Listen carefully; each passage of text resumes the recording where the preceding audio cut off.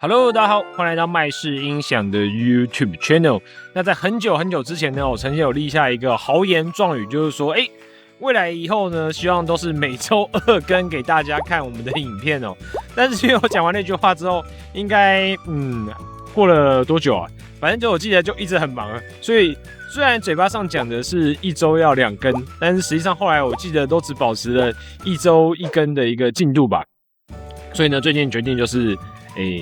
其实我一直有想说1周2更其实是要拍什么，就是一个当然就是产品的开箱或者是一些电视的比较嘛。那另外一个我就想说原本可能像 podcast 一样是比较闲聊的话题，但我后来想想，有时候 podcast 你还是要想话题嘛。所以与其想话题，那这样不如我们做一点类似新闻的周报。我的话啦，其实我录一些新闻，我是会加比较多我个人的想法。但是我必须要跟大家讲一个事情，就是说之后呢，这个周报的内容呢，极有可能是有比我更好看的画面会出现，这样子，就是大家可以期待一下。如果想知道的话，可以先偷看一下我们的 YouTube Shorts， 就是你可以听一下里面配音的人声，来期待一下。好啦，所以简单来讲，这集我们就是要来做一个每周的，以后我每周会选一些比较有趣产品的新闻，就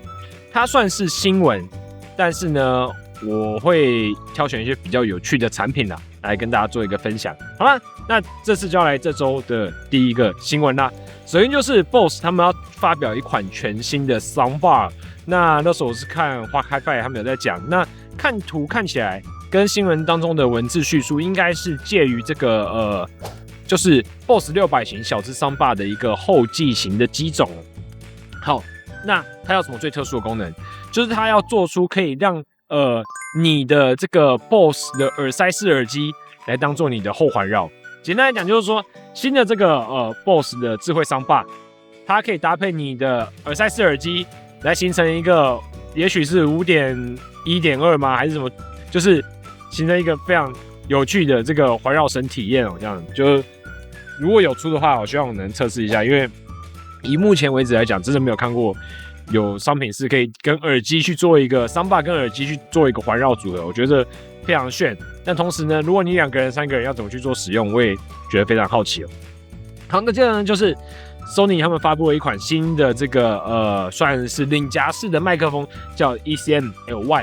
那就是他们在9月10日宣布的，就是新的一个这个麦克风啦。那当然，其实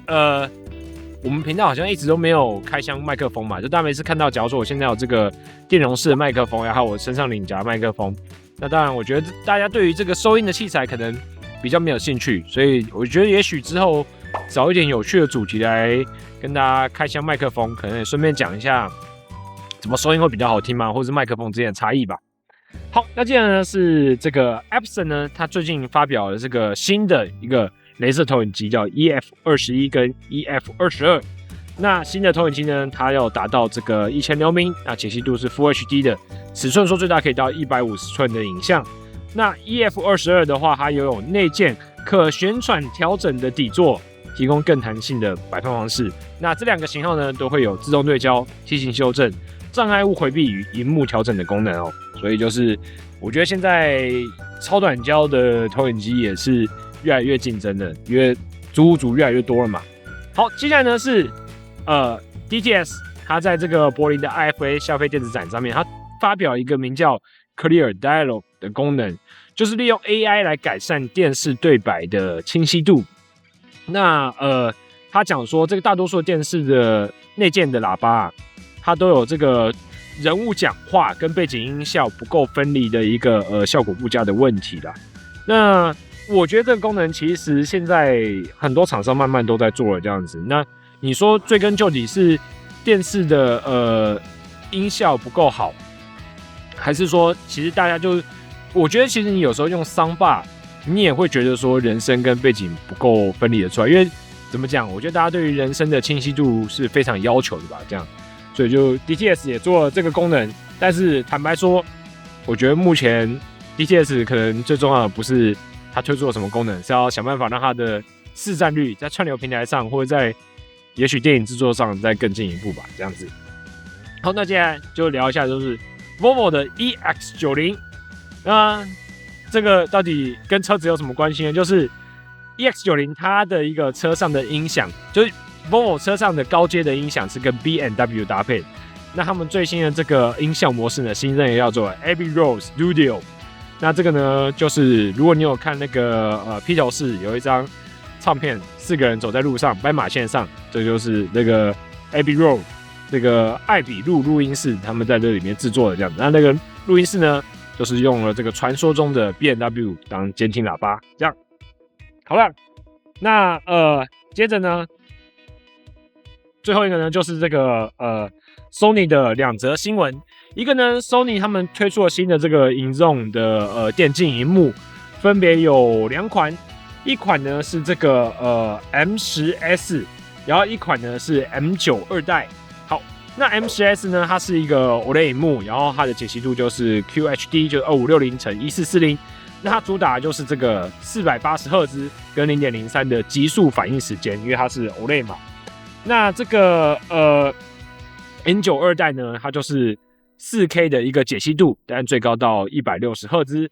那所以呢，现在这个新的 M10S 呢，它会有新增的2个模式，叫 FPS Pro 跟 FPS Pro Plus 的模式。那这2款显示器都配了一个，我那时候看蛮特别的圆形支架，然后整个弄起来是真的感觉蛮不错的。但是因为我们没有卖电竞萤幕，所以这个东西就属于只能在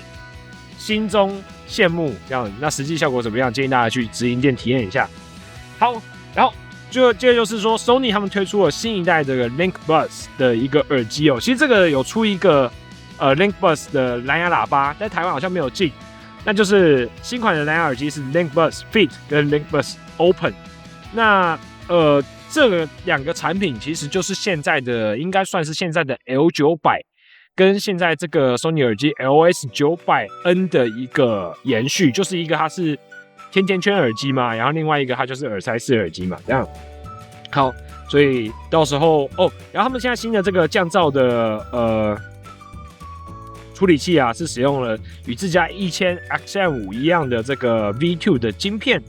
所以呢，到时候到货一样会帮大家做一个最新的测试哦。好啦，那这周的新闻播报就暂时是由我来担纲，那希望下周或下周大家可以看到完全不一样的气象画面，好不好？那我是 Alan，这次节目到这边，我们下次见，拜拜。